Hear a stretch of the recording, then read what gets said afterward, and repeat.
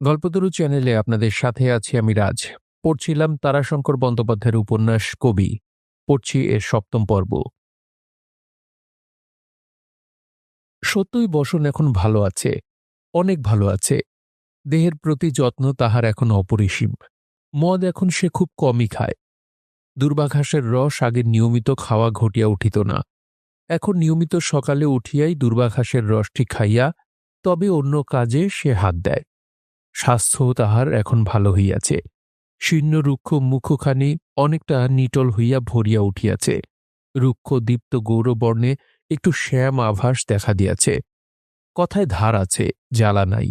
এখন আর সে তেমন তীক্ষ্ণ কণ্ঠে খিলখিল করিয়া হাসে না, মুচকিয়া মৃদু হাসে। ললিতা নির্মলা ঠাট্টার আর বাকি রাখে না। বসন্ত যখন নিতাইয়ের কোনো কাজ করে তখন ললিতা নির্মলাকে অথবা নির্মলা ললিতাকে একটি কথা বলে, হায় সখী, অবশেষে।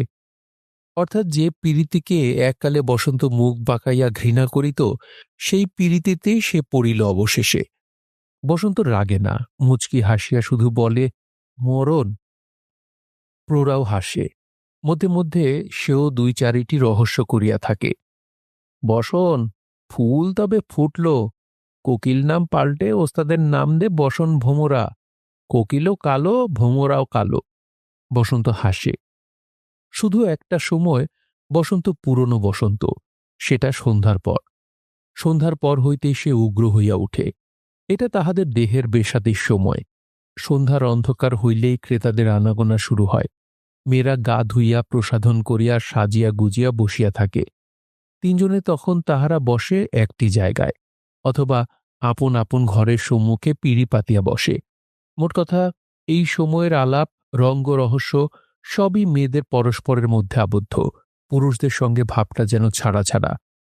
মেয়েরা ইঙ্গিতময় ভাষায় অশ্লীল ভাবের রঙ্গ রহস্য করে নিজেদের মধ্যে।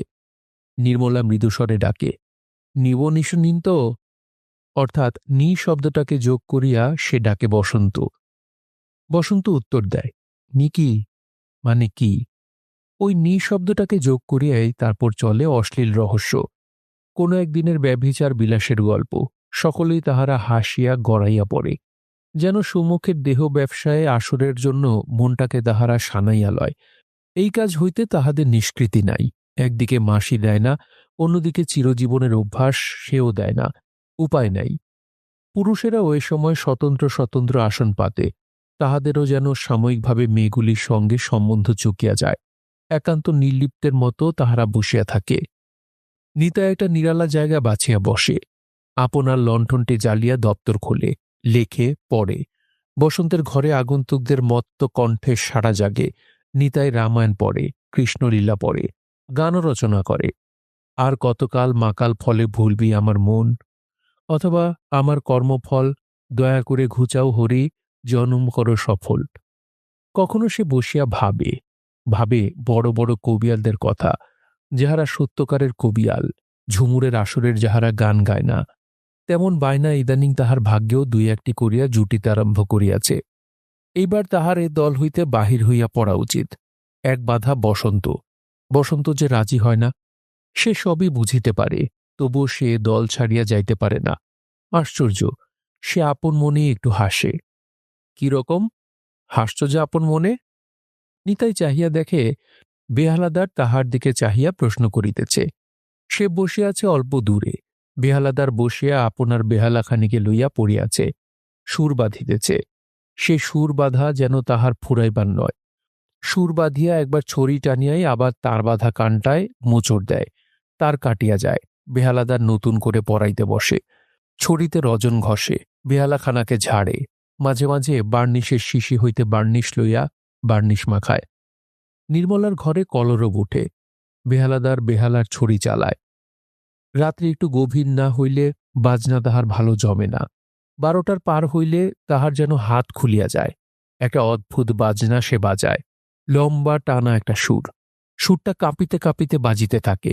মধ্যে মধ্যে এমন বিষম কোমলের ধাপে খাদে নামিয়া আসে যে শরীর সত্যই ঝিমঝিম করিয়া ওঠে।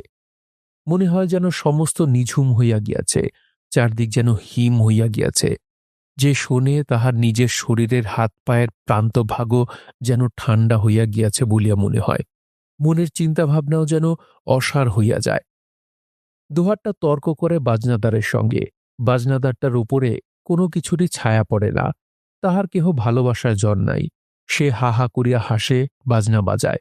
দোহারটার তর্কের জবাব দেয়। মধ্যে মধ্যে মেয়েদের ঘরে গিয়া মদ খাইয়া আসে। বেহালাদারদের জন্যে মদ লইয়া আসে। তারপর ঘুম পাইলেই বিছানা পাড়িয়া শুইয়া পড়ে। দোহারটি ললিতার ঘরে গিয়া ললিতার সঙ্গে ঝগড়া বাঁধাইবার চেষ্টা করে। মহিষের মতো লোকটা ধুনি সম্মুখে বসিয়া থাকে। প্রৌঢ়া ঘরগুলির প্রতি সতর্ক দৃষ্টি রাখিয়া বসিয়া সুপারি কাটে। লোকজন আসিলে মেয়েদের ডাকিয়া দেখায়, দরদস্তুর করে, টাকা আদায় করে, গোপনে মদ বিক্রি করে। প্রৌঢ়ার এই সময়ের মূর্তি সম্পূর্ণ স্বতন্ত্র এবং বিশিষ্ট। গম্ভীর, কথা খুব কম কয়, চোখের ভ্রু দুইটি কঞ্চিত হইয়া ভ্রুকুটি উদ্যত করিয়াই রাখে। দলের প্রত্যেকটি লোক সন্ত্রস্ত হয়। বসন্ত উগ্র হইয়া দেহের খরিদ্দারের সঙ্গে ঝগড়া করে। প্রৌঢ়া মাসি আসিয়া দাঁড়ায়। বসন্তকে সে প্রায় ধমক দেয়। এই বসন, কি ব্যাপার? ঝগড়া করছিস কেনে? বেশ করছি। মদ খেতে বলছে, আমি মদ খাবো না। একাত্ত খেতে হবে বই কি, তা না হলে হবে কেনে? নোকে আসবে কেনে? না আসে নাই এলো, আমার ঘরে নোক এসে দরকার নেই। দরকার নাই? না। বেশ, কাল সকালে তুমি ঘর চলে যেও, আমার এখানে ঠাঁই হবে না। শুধু বসন্তই নয়, নির্মলা, ললিতাও মধ্যে মধ্যে ক্লান্ত হইয়া হাঁপায়া পড়ে। তাহারাও বলে, দরকার নাই, আর পারি না। মাসির কিন্তু ক্লান্তি নাই, সে অনড়। তাহার সেই এক উত্তর, তাহলে বাছা তোমাদের নিয়ে আমার দল চলবে না, তোমরা পথ দেখো। ঝুমুর দলের লোককে ওইখানে, ও পথ ছাড়লে চলবে না। সকলকেই চুপ করিতে হয়, বসন্তকেও হয়। আবার এটাও আশ্চর্যের কথা যে, যে ব্যবসাটা তাহারা ছাড়িতে চায়, যে জীবনে বিষ আছে বলিয়া মনে হয়, সেই ব্যবসায় ও সেই জীবনে ভাটা পড়িয়া আসিলে, মন্দা পড়িলে তাহাদের আর ভালো লাগে না। তাহারাই চিন্তিত হইয়া পড়ে। আপনাদের মধ্যে আলোচনা হয়, দূর দূর, রোজগার নাই, পাতি নাই, লোক নাই, জন নাই, কিছু নাই, সব ভোঁ ভোঁ। সঙ্গে সঙ্গে আরেকজন বলে, ঠিক বলেছিস ভাই, ভালো লাগছে না মাইরি। ললিতে, কি, এ কেমন জায়গা বলতো? কে জানে ভাই, ৫টা টাকা রেখেছিলাম, নাকছাবি গড়াবো বলে ৪ টাকা খরচ হয়ে গেল। বসন। বসন চুপ করিয়াই থাকে। তাহার দেহ মন দুই ক্লান্ত। নির্জলা ললিতা আবার ডাকে, কিলো, চুপ করে রয়েছিস যে? তারপর বলে, তোর ভাই অনেক টাকা।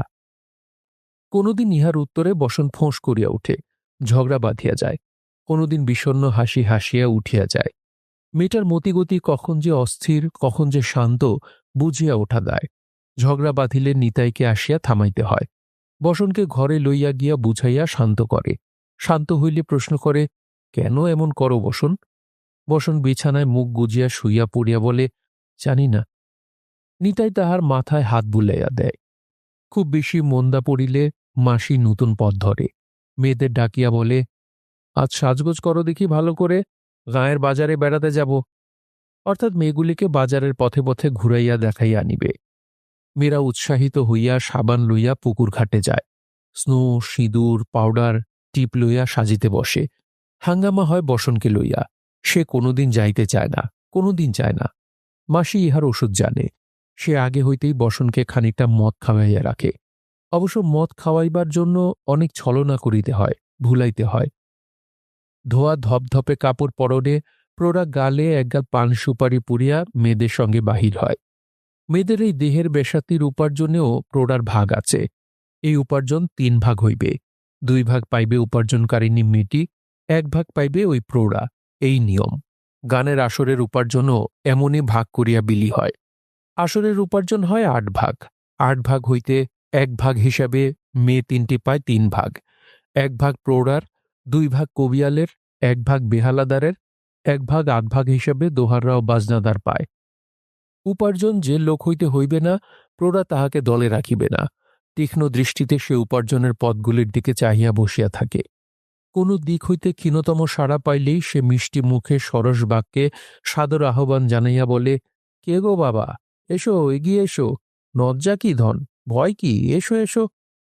আগন্তুক আগাইয়া আসিলে সে একটা মোড়া পাতিয়া বসিতে দেয়।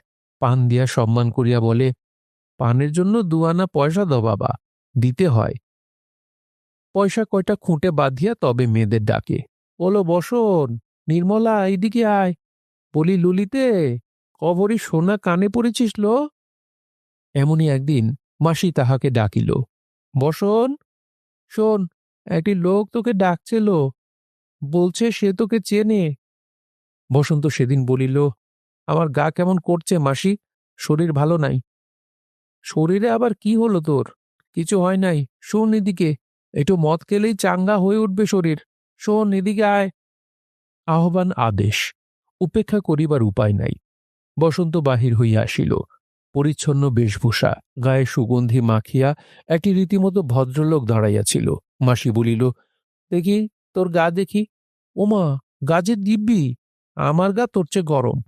ওগো বাবা, মেয়ের আমার শরীর খারাপ, একটু মদ খাওয়াতে হবে। সহসা কণ্ঠস্বর মৃদু করিয়া হাসিয়া বলিল, আমার কাছেই আছে। রূপোপজীবিনী নারীর আজীবনের বহু ভোগের নেশা। সুরুচিপূর্ণ বেশভূষা সুশ্রী লোকটিকে দেখিয়া বসন্তের মনে অভ্যাসের নেশা জাগিয়া উঠিল। কটাক্ষ হানিয়া মুচকি হাসিয়া বসন্ত তাহাকে হাত ধরিয়া ঘরে লইয়া গেল। মাসিও হাসিল, সে তো জানে এ বিষ একবার ঢুকিলে প্রেমের অমৃত সমুদ্রেও তাহাকে শোধন করা যায় না। বসন্তের শরীর ভালো হইয়া গিয়াছে। লোকটা চলিয়া গেলে বসন্তেরও নেশা ছুটিয়া যায়। মদের নেশার প্রতিক্রিয়ার মতোই একটা প্রতিক্রিয়া জাগিয়া ওঠে। নেশার ভান করিয়া সে পড়িয়া রহিল, কাঁদিল। এমন ক্ষেত্রে সে কল্পনা করে কালি সে নিতাইকে লইয়া এখান হইতে চলিয়া যাইবে। আজও করিল, কিন্তু যাওয়া সহজ কথা নয়। কোথায় যাইবে? ওই মাসি, ওই নির্মলা, ওই ললিতা ছাড়া কে কোথায় আপনজন আছে তাহার? এই দুনিয়াজোড়া পথ ছাড়া ঘর কোথায় তাহাদের? দিন 7 পর বসন্ত থরথর করিয়া কাঁপিতে কাঁপিতে আসিয়া মাসিকে বলিল, মাসি। বসন্তের কণ্ঠস্বরে মাসি চমকিয়া উঠিল। এই যে দীর্ঘকাল পরে পুরনো বসন্তর কণ্ঠস্বর। কি বসন? কানের কাছে মুখ আনিয়া ফিসফিস করিয়া বসন্ত, সেই পুরনো বসন্ত বলিল, ওষুধ মাসি, আমার ব্যামো হয়েছে। ব্যামো? কাশি? না না না। বসন্তর চোখে ছুরির ধার খেলিতেছিল। সে দৃষ্টির দিকে চাহিয়াই প্রৌঢ়া নিজের ভুল বুঝিল। সঙ্গে সঙ্গে হাসিয়া আশ্বাস দিয়া মাসি বলিল, তার জন্যে ভয় কি, আজই তৈরি করে দেব, 3 দিনে ভালো হয়ে যাবে, মাছটা খাস না। ইহাদের জীবনের এক একটা অধ্যায়। এই অধ্যায় অনিবার্য, আসিবেই। মানুষের জীবনে কোন কালে কেমন করিয়া এ ব্যাধির উদ্ভব হইয়াছিল সে তত্ত্ব বিশেষজ্ঞর গবেষণার বিষয়। ইহাদের জীবনে কিন্তু এ ব্যাধি অনিবার্য। শুধু অনিবার্যই নয়, এ ব্যাধিতে জর্জরিত হইয়াই সমস্ত জীবনটা কাটাইতে হয় ইহাদের। এই জর্জরতার বিষই মানুষের মধ্যে ছড়াইতে ছড়াইতে তাহারা পথ চলে। ডাক্তারও দেখায় না, কবিরাজও না, নিজেরাই চিকিৎসা করে। ধরা বাঁধা হাতুড়ে চিকিৎসা। চিকিৎসা অর্থে ব্যাধিটা বাহ্যিক অন্তর্হিত হয়, কিন্তু রক্তস্রোতের মধ্যে প্রবাহিত হইয়া ফেরে। ফলে ভাবী জীবনে অকস্মাৎ কোন একটা ব্যাধি আসিয়া হতভাগিনীদের জীবনটাকে পথের ধুলার উপর আছাড় মারিয়া অর্ধমৃত করিয়া দিয়া চলিয়া যায়। সেসব কথা ইহারা ভাবে না। এইটাই যে সেসব ব্যাধির হেতু, তাহাও তাহারা বুঝে না। শুধু ব্যাধি হইলে তাহারা সাময়িকভাবে আকুল হইয়া ওঠে। বসন্ত আকুল হইয়া মাসির কাছে আসিয়া পড়িল। মাসি রোগের চিকিৎসা জানে। সংবাদটা ইহাদের মধ্যে লজ্জার কিছু নাই। শুধু ছোঁয়াচ বাঁচাইবার জন্য সাবধান হয়। রোগগ্রস্তার গামছা কাপড়ের ছোঁয়াচ বাঁচাইয়া চলিলেই হয়। তাহার মধ্যে খানিকটা ঘৃণার বা অস্পৃশ্যতার দোষের আভাস ফুটিয়া ওঠে। গামছা কাপড় সাবধান করিয়া নির্মলা ললিতা আসিল। বসন্ত কাহারও দিকে ফিরিয়া চাহিল না। নির্মলা পাশে বসিয়া বলিল, চুল বাঁধা রাখতে নাই, খুলে দিয়ায়। নিতাই গত রাত্রের কয়েকটা উচ্ছিষ্ট পাত্র ছিল, লইয়া বাহির হইয়া যাইতেছিল। বসন্ত নির্মলাকে বলিল, বারণ কর। সে আজ নিতাইয়ের সঙ্গে মুখ তুলিয়া কথা বলিতে পারিতেছে না। নির্মলা বলিল, দাদা দাদা। নিতাই হাসিয়া বলিল, কেন ব্যস্ত হচ্ছ বসন? কিছু ভয় করো না তুমি, আমার কিছু হবে না। নির্মলা অবাক হইয়া গেল। 3 দিনের স্থলে 9 দিন কাটিয়া গেল। বসন্ত বিছানায় পড়িয়া ছটফট করিতেছিল। সর্বাঙ্গ তাহার ক্ষুদ্র ক্ষুদ্র স্ফোটকে ভরিয়া গিয়াছে। দেহে কে যেন কালি ঢালিয়া দিয়াছে। গভীর রাত্রে আলো জ্বালিয়া শিওরে বসিয়া নিতাই বাতাস করিতেছিল। এমন ক্ষেত্রে রুগ্ন মেয়েগুলির দুর্দশার সীমা থাকে না। ভালোবাসার পাত্র পুরুষেরা তাহাদের সঙ্গ ত্যাগ করে। কেহ কেহ হয়তো দল ছাড়িয়া পলাইয়া যায়। রোগগ্রস্তা একা পড়িয়া থাকে। যেটুকু সেবা, যেটুকু যত্ন জোটে, সেটুকু করে ওই দলের মেয়েরাই। নিতাই কিন্তু বসন্ত শিওরে বসে আছে প্রশান্ত হাসি মুখে। সেদিন বাহিরের রাত্রি, তখন নিঃশব্দ গতিতে প্রথম প্রহর পার হইয়া দ্বিতীয় প্রহরে সমীপবর্তী হইয়া আসিয়াছে। অকস্মাৎ রাত্রির স্তব্ধতা ভেদ করিয়া জাগিয়া উঠিল একটি সুর। জাগিয়া বসিয়াই নিতাই মধ্যে মধ্যে ঢুলিতেছিল। সুরের সারায় সে জাগিয়া উঠিল। একটু না হাসিয়া সে পারিল না। খেয়ালি বেহালাদার বেহালা বাজাইতেছে। আজ নির্মলার ঘরে বীভৎস উৎসবের আসর বসিয়াছে। বেহালাদারের আজ খেয়াল জাগিবার কথাই বটে। সন্ধ্যা হইতেই সে আজ এই সুর শুনিবার প্রত্যাশাও করিয়াছে। বড় মিঠা হাত, কিন্তু অদ্ভুত সুর। বেহাগের আমেজ আছে। শুনিলেই মনে হয় গভীর গাঢ় অন্ধকার রাত্রে সব যেন হারাইয়া গেল। আহ, ছি ছি ছি! বসন্ত জাগিয়া উঠিয়া বলিয়া উঠিল। চকিত হইয়া নিতাই বলিল, কি বসন, কি হচ্ছে? আহ, বারণ করো গো, বাজাতে বারণ করো। ভালো লাগছে না? হাঁপাইতে হাঁপাইতে বসন্ত বলিল, না না, আমার হাত পা যেন হিম হয়ে আসছে। ছড়ির টানে একটি দীর্ঘ করুণ সুর কাঁপিয়া কাঁপিয়া ওই রাত্রির অন্ধকারের সঙ্গে যেন মিশিয়া এক হইয়া যাইতেছে। রাত্রি যেন কাঁদিতেছে। পুরা 1 মাস লাগিল। 1 মাস পর বসন্ত রোগশয্যা হইতে কোনরূপে উঠিয়া বসিল। কিন্তু বসন্তকে আর সে বসন্ত বলিয়া চেনা যাইতেছিল না। ঘৃণিত কুৎসিত ব্যাধি, তাহার বিষাক্ত জিহবার হিংস্র লেহনে বসন্তের অনুপম দেহবর্ণের উজ্জ্বলতা, লাবণ্য সবকিছু নিঃশেষ মুছিয়া গিয়াছে। তাহার দিকে চাহিয়া দেখিলে মনে হয় সর্বাঙ্গে কে যেন কয়লার গোড়া মাখাইয়া দিয়াছে। মাথার সে চিকন কালো দীর্ঘচুলের রাশি হইয়া উঠিয়াছে কর্কশ পিঙ্গলা। শুধু বর্ণই নয়, তাহার দেহে একটা উৎকট গন্ধ, রস নিটোল, কোমল দেহখানা কঙ্কালসার। বসন্তের গরব করা রূপ সম্পদের মধ্যে অবশিষ্ট আছে শুধু ডাগর 2টি চোখ। শীর্ণ শুষ্ক মুখে চোখ 2টা যেন আরও ডাগর হইয়া উঠিয়াছে। স্তব্ধ নিশ্চল হইয়া সে বসিয়া থাকে। চোখ 2টা জলজল করিয়া জ্বলিতেছিল ভস্মরাশির মধ্যে 2 টুকরা জ্বলন্ত কয়লার মতো। সেদিন মাসি বলিল, বসন, বেশ ভালো করে তেলে হলুদে মেখে চান করাজ। বসন্ত নিষ্পলক চোখে স্থির দৃষ্টিতে চাহিয়া বসিয়াছিল। সে কোনো উত্তর দিল না, একটু নড়িল না, চোখের একটা পলক পর্যন্ত পড়িল না। মাসি আবার বলিল, রোগের গন্ধ মরবে, অঙ্গের কালচিটে খসখসে বৎসেরি যাবে, শরীরে আরাম পাবি। বসন্ত তবু তেমনি নীরবে বসিয়া রহিল। মাসি এবার তাহার কাছে গিয়া বসিয়া তাহাকে টানিয়া লইল। গায়ের কাপড় খুলিয়া দিয়া সর্বাঙ্গে হাত বুলাইয়া দিল। ললিতাকে ডাকিয়া বলিল, ললিতে, বাটিতে করে খানিক তেল গরম করে দে তো মা, আর খানিক হলুদ। তারপর সে ডাকিল নিতাইকে। বাবা, বাবা কোথা গো? নিতাই ঘরের মধ্যে বসন্তর রোগশয্যা পরিষ্কার করিতে ব্যস্ত ছিল।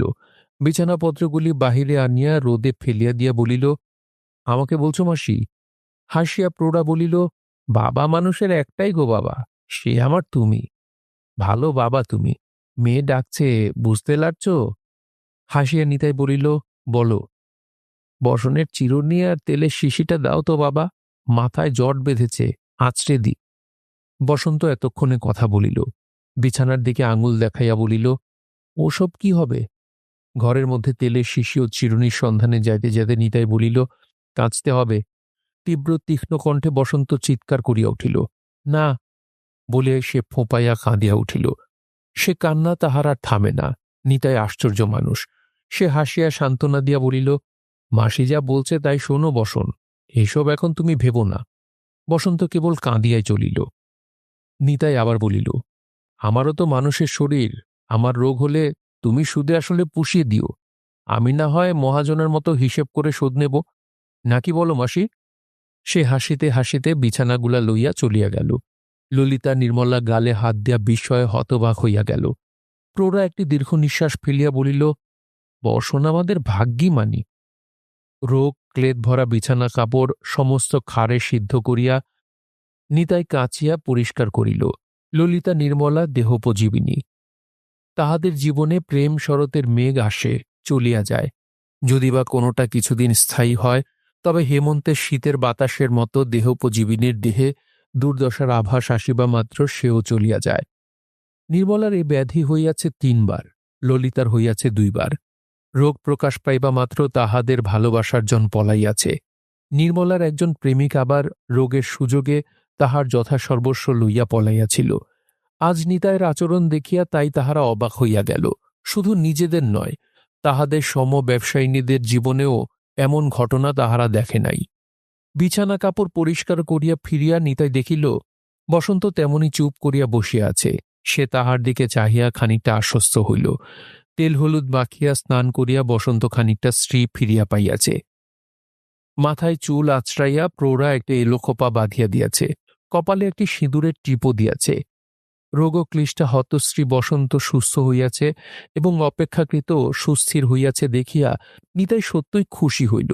বলিল, বাহ, এই তো বেশ মানুষের মতো লাগছে। বসন্ত হাসিল, তারপর ফেলিল একটা গভীর দীর্ঘ নিঃশ্বাস। নিতাইয়ের কথাগুলো যেন বসন্তের ওই হাসির ধারের মুখে কাটিয়া খান খান হইয়া ওই দীর্ঘ নিঃশ্বাসের ফুৎকারে কোথায় উড়িয়া গেল। বসন্তর হাসির মধ্যে যত বিদ্রূপ তত দুঃখ। তাহা দেখিয়া নিতাই বিচলিত না হইয়া পারিল না।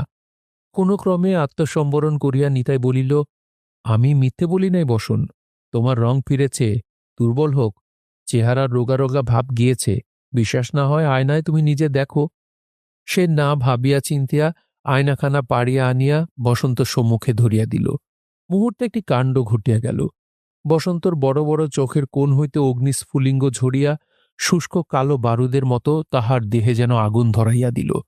মুহূর্তে বিদ্যুতের মতো ক্ষিপ্র গতিতে নিতাইয়ের হাত হইতে আয়নাটা ছিনাইয়া লইয়া বসন্ত তাহার দিকে ছুড়িয়া মারিল। সে যেন পাগল হইয়া গিয়াছে, কিন্তু দুর্বল হাতের লক্ষ্য, আর নিতাইও মাথাটা খানিকটা সরাইয়া লইয়াছিল, তাই সে আঘাত হইতে বাঁচিয়া গেল। আয়নাটা ছুটিয়া গিয়া একটা বাঁশের খুঁটিতে লাগিয়া ৩-৪ টুকরা হইয়া ভাঙিয়া পড়িল। নিতাই একটু হাসিল। সে কাচের টুকরা কয়টা কুড়াইতে আরম্ভ করিল। সেই মুহূর্তে একটি কঠিন কণ্ঠস্বর রণ করিয়া বাজিয়া উঠিল, বসন। নিতাই মুখ তুলিয়া দেখিল মাসি। গম্ভীর কঠোর স্বরে মাসি আবার বলিল, বসন। বসন্ত তেমনি নীরবে অচঞ্চল, চোখের দৃষ্টি তাহার স্থির নিষ্পলক। বলি, রোগ না হয় কার, তোর একার হয়েছে? জানিস, এই মানুষটা না থাকলে তোর হাড়ির ললাটে ডোমের দুর্গতি হতো। বসন্ত তবু উত্তর দিল না, আর মাসির এ মূর্তির সম্মুখে দাঁড়াইয়া উত্তর করিবার শক্তি বা সাহস হইবার তাহার কথাও নয়। এ মাসি আলাদা মাসি, নিষ্ঠুর কঠোর শাসনপরায়ণা দলনেত্রী। মেয়েরা হইতে পুরুষ, এমনকি তাহার নিজের ভালোবাসার জন ওই মহিষের মতো বিশালাকায় ভীষণ দর্শন লোকটা পর্যন্ত প্রৌঢ়ার এই মূর্তির সম্মুখে দাঁড়াইতে ভয় পায়। নিতাইও এ স্বর এ মূর্তির সম্মুখে স্তব্ধ হইয়া গেল। কাঁচ কুড়াইতে কুড়াইতে স্তব্ধ হইয়া মাসির দিকে চাহিয়া দাঁড়াইয়া রহিল। এই মূর্তি সে আজ প্রথম দেখিতেছে। মাসি আবার কঠোরতর স্বরে ডাকিল, বসন, কথার জবাব দিস না যে বড়। বসন্ত এবার দাঁড়াইল, নিষ্পলক চোখে স্থির দৃষ্টি মাসির দিকে ফিরাইয়া চাহিয়া রহিল। সঙ্গে সঙ্গে নিতাই আসিয়া দাঁড়াইল দুইজনের মাঝখানে। মাসির চোখ দুইটা ধকধক করিয়া জ্বলিতেছে, রাত্রির অন্ধকারে বাঘিনীর চোখের মতো। বসন্তর চোখে আগুন, তাহার চেতনা নাই, কিন্তু ভয়ও নাই, শুধু দাহিকা শক্তি লইয়া সে জ্বলিতেছে। নিতাই সবিনয়ে হাসিয়াও দৃঢ়স্বরে বলিল, বাইরে যাও মাসি, ছি, রোগা মানুষ। রোগা মানুষ? রোগ সংসার আর কারো হয় না, এর একার হয়েছে। ঝাঁটা মেরে, ছি মাসি, ছি। ছি কেনে শুনি? রোগা মানুষ, তাছাড়া তোমার কাছে অপরাধ তো কিছু করে নাই। আমার দলের লোকের ওপর করেছে, এতে আমার দল থাকবে কেনে? তুমি আমার দলের লোক, কবিয়াল। নিতাই শান্ত দৃঢ় কণ্ঠে একটু হাসিয়াই বলিল, তা বটে, তবে বসনের জন্যেই তোমার দলে আছি মাসি, নইলে। একটু চুপ করিয়া থাকিয়া আবার বলিল, যাও, তুমি বাইরে যাও। প্রৌঢ়া নিতাইয়ের মুখের দিকে চাহিল। এ দলের প্রত্যেকটি লোক আপনার অজ্ঞাতসারেই প্রৌঢ়ার আনুগত্য স্বীকার করিয়া লয়। দলনেত্রী এ কথাটা ভালো করিয়াই জানে। দলের সর্ববিষয়ে তাহার ব্যবস্থার অধিকার, প্রতিটি কপর্দক তাহার হাত দিয়া বিতরণের বিধি, তাহার আসন, তাহার সাজ সরঞ্জামের আভিজাত্য প্রত্যেক জনকে তাহার অধীন অনুগত করিয়া তোলে। নিজের যৌবনে তাহার দলনেত্রীর দলের সে নিজেও এমন করিয়া আনুগত্য স্বীকার করিয়া আসিয়াছে। তাহার দলেও এতদিন পর্যন্ত সকলেই তাহার আনুগত্য স্বীকার করিয়া আসিতেছে। আজ তাহার ব্যতিক্রম দেখিয়া সে স্তম্ভিত হইয়া গেল। এক্ষেত্রে তাহার দুর্দান্ত রাগ হইবার কথা। সুক্রোধে ও ভীষণ দর্শনে লোকটাকে আহ্বান করাই উচিত, কিন্তু নিতাইয়ের মুখের দিকে চাহিয়া দুইটার একটাও তাহার মনে হইল না। মনে হইল এ লোকটি তাহার আনুগত্য কোনোদিনই স্বীকার করে নাই, এবং আজও সে যে তাহাকে লঙ্ঘন করিল, তাহারও মধ্যে রূঢ় কিছু নাই, উদ্ধত কিছু নাই, অস্বাভাবিকও কিছু নাই। নিতাই কোনো মতেই তাহার কোনো অপমানই করে নাই। তাহার মুখের দিকে কিছুক্ষণ চাহিয়া থাকিয়া একটা দীর্ঘ নিঃশ্বাস ফেলিয়া সে বলিল, আশীর্বাদ করি বাবা, তুমি চিরজীবী হও।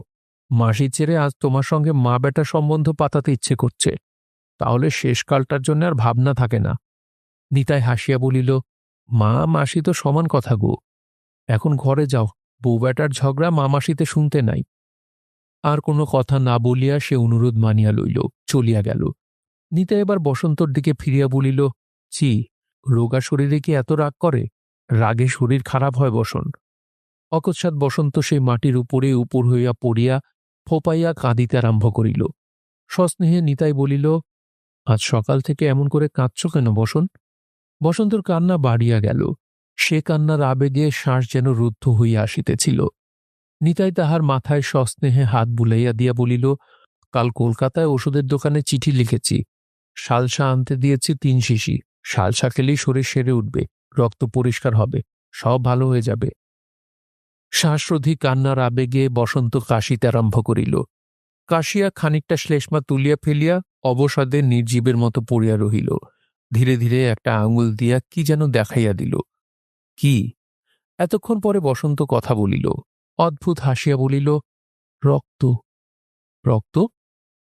সেই কাল রোগ। বসন্ত আবার হাসিল। এতক্ষণ ধরিয়া এই কথাটা বলিতে না পারিয়াই সে কাঁদিতেছিল। কথাটা বলিয়া ফেলার সঙ্গে সঙ্গে কান্নাও তাহার শেষ হইয়াছে। নিতাই স্থির তীক্ষ্ণ দৃষ্টিতে চাহিয়া দেখিল, তোলা শ্লেষ্মার মধ্যে টকটকে রাঙা আভাস সুস্পষ্ট। একটা দীর্ঘ নিঃশ্বাস ফেলিয়া সে অনেকক্ষণ চুপ করিয়া রহিল। বসন্ত 2 হাত দিয়া তাহার গলা জড়াইয়া ধরিয়া বলিল, কেন তুমি দলে এসেছিলে তাই আমি ভাবছি। মরতে তো আমার ভয় ছিল না, কিন্তু আর যে মরতে মন চাইছে না। রোগাক্লিষ্ট শীর্ণ মুখে মৃদু হাসি মাখিয়া সে এক দৃষ্টে নিতাইয়ের মুখের দিকে চাহিয়া রহিল। নিতাইও নিজের 2 হাতের বন্ধনের মধ্যে দুর্বল শিশুর মতো তাহাকে গ্রহণ করিয়া বলিল, ভয় কি? রোগ হইলে কি মরে বসন? শরীর সারলেই ও রোগ ভালো হয়ে যাবে। এবার সে এক বিচিত্র হাসি হাসিয়া বসন্ত নীরবে শুধু ঘাড় নাড়িয়া জানাইয়া দিল, না না না। কিছুক্ষণ পরে মুখ ফুটিয়াই বলিল, আর বাঁচব না। তারপর হঠাৎ বলিয়া উঠিল, আমি জানতাম কবিয়াল, যেদিন সেই গান তোমার মনে এসেছে সেই দিনই জেনেছি আমি। কোন গান বসন? জীবন এত ছোট কেনে হায়। ঝরঝর করিয়া সে কাঁদিয়া ফেলিল। নিতাইয়ের চোখেও এবার জল আসিল। সঙ্গে সঙ্গে অসমাপ্ত গানটা আবার মনে গুঞ্জন করিয়া উঠিল, এই খেদ মোর মনে, ভালোবেসে মিটল না আশ, কুলালো না এই জীবনে হায়, জীবন এত ছোট কেনে এ ভুবনে। তারপর তারপর আর হয় নাই, অসমাপ্ত হইয়া আছে। নিতাই একটা দীর্ঘশ্বাস ফেলিল। কবে শেষ হইবে কে জানে। বসন্তই আবার কথা বলিল, আমি জানতে পেরেছি, বেহালাদার রাত্রে বেহালা বাজায়। আগে কত ভালো লাগতো, এখন ভয় লাগে। মনে হয় আমার আশেপাশে দাঁড়িয়ে কে যেন বিনিয়ে বিনিয়ে কাঁদছে। অহরহ মনে আমার মরণের ভাবনা। মনের কথা কি মিথ্যে হয়? তার উপর ওই গান তোমার মনে এসেছে, কি করে এলো? বসন্তের মনের কথা হইয়া উঠিল দৈববাণীর মতোই সত্য, মিথ্যা নয়। দিন কয়েক পরেই সন্ধ্যার দিকে বসন্তের গায়ে স্পষ্ট জ্বর ফুটিয়া উঠিল। সে নিতাইকে ডাকিয়া তাহার হাত রাখিয়া বলিল, দেখো কত গরম। নিতাই তাহার মুখের দিকে চাহিয়া রহিল। বসন্ত হাসিয়া বলিল, হায়, জীবন এত ছোট কেনে এ ভুবনে কবিয়াল। কথাটা হইতেছিল একটা ছোটখাটো শহরের। শহরের নামটাই বলি না কেন, কাটোয়া। কাটোয়ার এক প্রান্তে জীর্ণ একটা মাটির বাড়ি তাহারা ভাড়া লইয়াছিল। নিতাই বলিল, ললিতাকে একবার ডাকি, তোমার কাছে বসুক, আমি একজন ডাক্তারকে ডেকে আনি। না। আকুল হইয়া বসন্ত বলিয়া উঠিল, না, এই ৮ ঘণ্টা, আমি দণ্ডের মধ্যে ফিরে আসব। না গো না, যদি কাশি ওঠে, যদি রক্ত দেখতে পায়, তবে এই পথের মধ্যেই ফেলে আজই এখুনি পালাবে সব। যেও না, তুমি যেও না। নিতাই অগত্যা বসিল। রক্ত ওঠার কথা আজও সকলের কাছে লুকানো আছে। জ্বরটা যেন আজ বেশি বেশি বাড়িতেছে। অন্যদিন রাত্রি প্রহরখানেক হইতেই খানিকটা ঘাম হইয়া জ্বর ছাড়ে। বসন্ত অনেকটা সুস্থ হয়। আজ ঘামও হয় নাই, সে সুস্থ হইল না। মধ্যে মধ্যে জ্বর জ্বর জ্বর অসুস্থ বিহব্বল ব্যগ্র দৃষ্টি মেলিয়া সে চারিপাশে খুঁজিয়া নিতাইকে দেখিতেছিল, আবার চোখ বন্ধ করিয়া এপাশ হইতে ওপাশে ফিরিয়া শুইতেছিল। অস্থিরতা আজ অতিরিক্ত। নিতাই সে দৃষ্টির অর্থ বুঝিয়াছিল, তাই যতবার সে চোখ মিলিয়া তাহাকে খুঁজিল ততবার সে সাড়া দিয়া বলিল, আমি আছি, এই যে আমি। রাত্রি তখন শেষ প্রহর। নিতাই তন্দ্রাচ্ছন্ন হইয়া দেওয়ালে ঠেস দিয়া বসিয়াই ঘুমাইয়া পড়িয়াছিল। রাত্রির শেষ প্রহর অদ্ভুত কাল। এই সময় দিনের সঞ্চিত উত্তাপ নিঃশেষে ক্ষয়িত হইয়া আসে এবং সমস্ত উষ্ণতাকে চাপা দিয়া একটা রহস্যময় ঘন শীতলতা ধীরে ধীরে জাগিয়া উঠে। সেই স্পর্শ ললাটে আসিয়া লাগে, চেতনা যেন অভিভূত হইয়া পড়ে। ধীর সঞ্চারিত নৈশব্দের মধ্য দিয়া একটা হিম রহস্য সমস্ত সৃষ্টিকে আচ্ছন্ন করিয়া ফেলে, নিস্তরঙ্গ বায়ুস্তরের মধ্যে নিঃশব্দ সঞ্চায়িত ধূমপুঞ্জের মতো। মাটির বুকের মধ্যে গাছের পাতায় থাকিয়া যে অসংখ্য কোটি কীট পতঙ্গ অবিরাম ধ্বনি তুলিয়া থাকে, তাহারা পর্যন্ত অভিভূত ও আচ্ছন্ন হইয়া পড়ে রাত্রির এই শেষ প্রহরে। হতচেতন হইয়া এ সময় কিছুক্ষণের জন্য তাহারাও স্তব্ধ হয়। মাটির ভিতরে রন্ধ্রে রন্ধ্রে এই হিমস্পর্শ ছড়াইয়া পড়িতে চায়। জীবজীবনের চৈতন্য ও লোকেও সে প্রবেশ করিয়া সমস্ত ইন্দ্রিয়গুলিকে অবশ করিয়া দেয়। আকাশ জ্যোতিলোক হয় পাণ্ডুর, সে লোকেও যেন হিম তমসার স্পর্শ লাগে। কেবল অগ্নিকোণে ধক ধক করিয়া জলে শুকতারা অন্ধ রাত্রি দেবতার ললাট চক্ষুর মতো। সকল ইন্দ্রিয় আচ্ছন্ন করা রহস্যময় গভীর শীতলতায় নিতাইকে ধীরে ধীরে চাপিয়া ধরিল। নিতাই শত চেষ্টা করিয়াও জাগিয়া থাকিতে পারিল না। আচ্ছনের মতো দেওয়ালের গায়ে একসময় ঢুলিয়া পড়িল। অকস্মাৎ তাহার চেতনা ফিরিল বসন্তের আকর্ষণে। বসন্ত কখন উঠিয়া বসিয়াছে, দুই হাত দিয়া তাহার গলা জড়াইয়া ধরিয়া সে ডাকিতেছে। কি যে আত্মবিহ্বল তাহার কণ্ঠস্বর! কি বসন, কি? উঠে বসলে কেনে? সৌ সৌ। বসন্তর হাত দুইটি হিমের মতো ঠান্ডা। পৃথিবীর বুক ব্যপ্ত করিয়া যে হিমানী প্রবাহ ভাসিয়া উঠিয়াছে, সেই হিমানী প্রবাহ যেন সরীসৃপের মতো বসন্তের হাতের মধ্য দিয়া নিঃশব্দ সঞ্চারে তাহার সর্বদেহে সঞ্চারিত হইতেছে। বসন্তর সর্বাঙ্গে ঘাম। বারণ করো, বারণ করো। কি?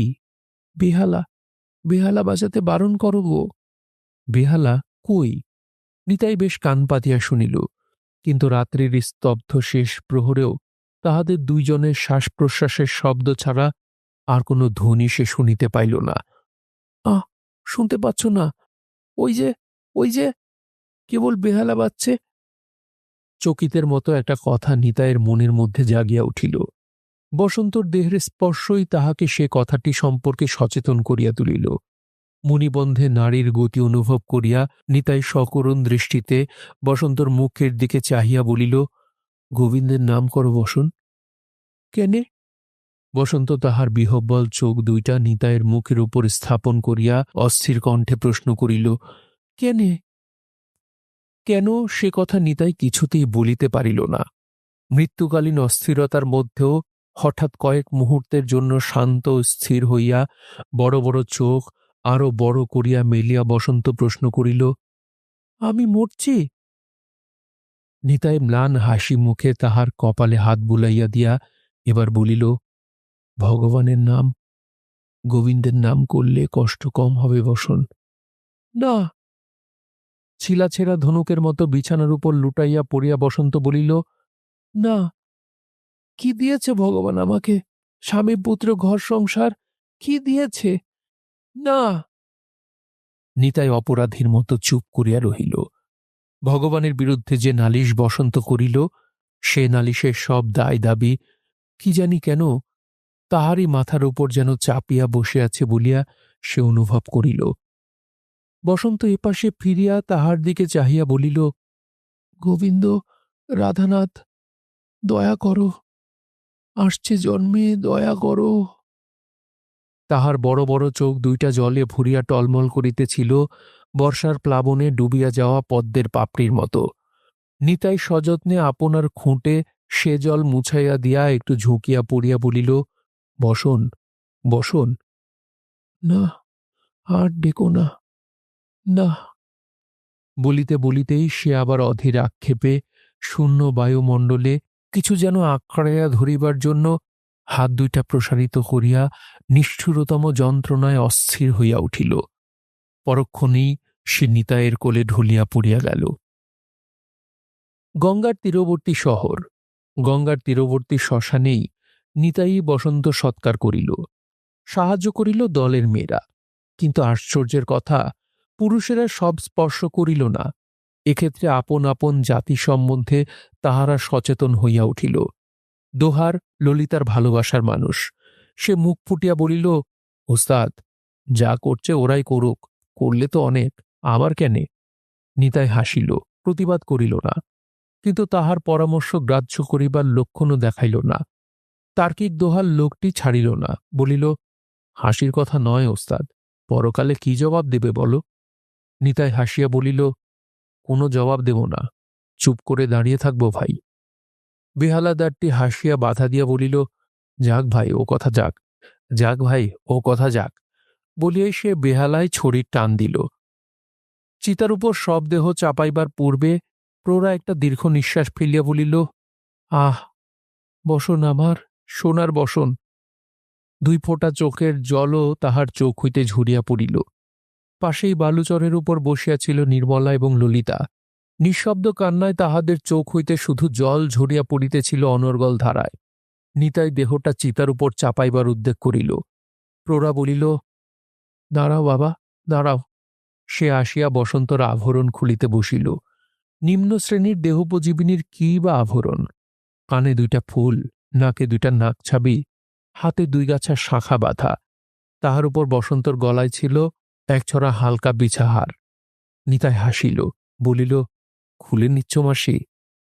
মাসি কেবল তাহার মুখের দিকে একবার চাহিল, তারপর আপনার কাজে মন দিল।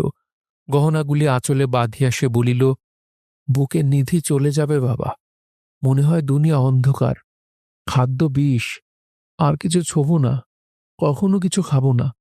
আবার একবেলা যেতে না যেতে চোখ মেলে চাইতে হয়, উঠতে হয়, পোড়া পেটে দুটো দিতেও হয়, লোকের সঙ্গে চোখ জুড়তে হয়, বাঁচতেও হবে, খেতে পড়তেও হবে। এগুলো চিতেই দিয়ে কি ফল হবে বলো? বক্তব্য শেষ করিয়া হাসিয়া সে হাতের গহনাগুলির দিকে চাহিয়া বলিল, এগুলি আবার আমার পাওনা বাবা। নিতাই আবার একটু হাসিয়া হাসিয়া সে বসন্তর নিরাভরণ দেহখানি চিতায় চাপাইয়া দিল। প্রৌঢ়া বলিল, কপালে হাত দিয়ে আক্ষেপ করিয়াই বলিল, আমার অদৃষ্ট দেখো বাবা, আমিই হলাম ওয়ারিসান। প্রৌঢ়ার চোখ দিয়া জল গড়াইয়া পড়িল। ললিতা নির্মলা অদূরে সজল চোখে উদাস দৃষ্টিতে বসন্তর চিতার দিকে চাহিয়াছিল। বসন্তর বিয়োগে বেদনা তাহাদের অকৃত্রিম, কিন্তু ঠিক এই মুহূর্তটিতে তাহারা ভাবিতেছিল নিজেদের কথা। তাহাদেরও হয়তো এমনই করিয়া যাইতে হইবে। মাসি এমনই করিয়াই তাহাদের দেহ হইতে সোনার টুকরা কয়টা খুলিয়া লইবে। বহু ভাগ্যে যদি বুড়া হইয়া বাঁচে, তবে ওই মাসির মতোই তাহারাও হয়তো দলের কর্তী হইবে। তখন কিন্তু সঙ্গে সঙ্গেই দীর্ঘ নিঃশ্বাস ফেলিল। কল্পনা তাহাদের ততদূর গেল না। আশার চেয়ে নিরাশাই তাহাদের জীবনে বড়। শুধু তাহাই নয়, নিরাশ পরিমাণ কল্পনা করিতেই এই মুহূর্তটিতে বড় ভালো লাগিতেছে। তাহারাও এমনই করিয়া মরিবে, মাসি বাঁচিয়া থাকিবে। শুনছিলেন তারাশঙ্কর বন্দ্যোপাধ্যায়ের উপন্যাস কবি, পড়ছিলাম এর ৭ম পর্ব। উপন্যাসটি আপনাদের কাছে কেমন লাগছে অবশ্যই কমেন্ট করে আমাদেরকে জানাতে পারেন। ভালো লাগলে একটি লাইক করবেন, চাইলে শেয়ার করে অন্যকে শোনার সুযোগ করে দিতে পারেন। সবাই ভালো থাকবেন, সুস্থ থাকবেন এবং গল্প দুটোর সঙ্গেই থাকবেন। ধন্যবাদ।